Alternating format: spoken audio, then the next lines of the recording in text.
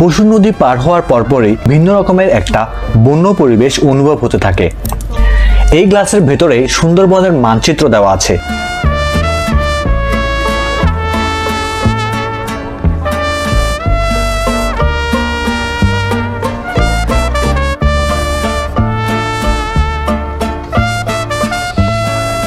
চারপাশেই এই বানরগুলো স্বাধীনভাবে ঘুরে বেড়াচ্ছে।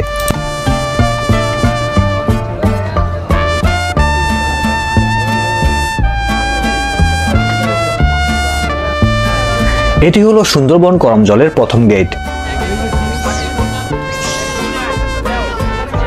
ভেতরে প্রবেশ করার আগেই আমরা সবাই নিজেদেরকে একই ফ্রেমে বন্দী করছি।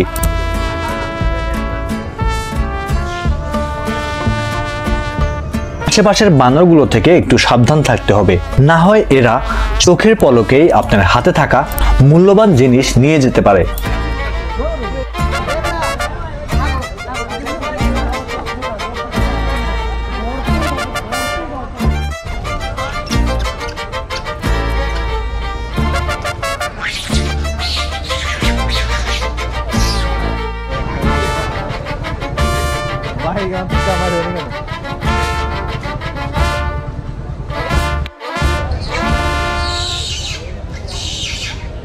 সুন্দরবন করমজলে প্রবেশের শুরুতেই প্রথমেই এই খাঁচাটির নাম হলো ডলফিন প্যাভিলিয়ন। এখানে আছে বড় দুইটি ডলফিনের মূর্তি, আছে ডলফিনের কঙ্কাল আর ডলফিন সম্পর্কিত বিভিন্ন তথ্য।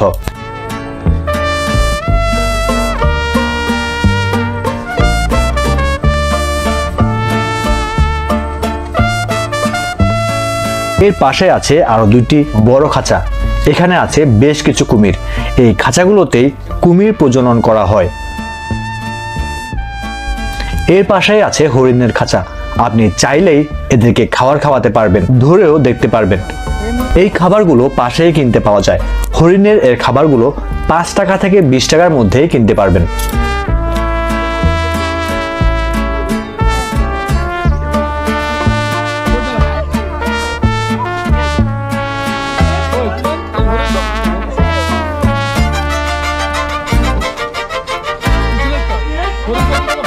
দেয় না।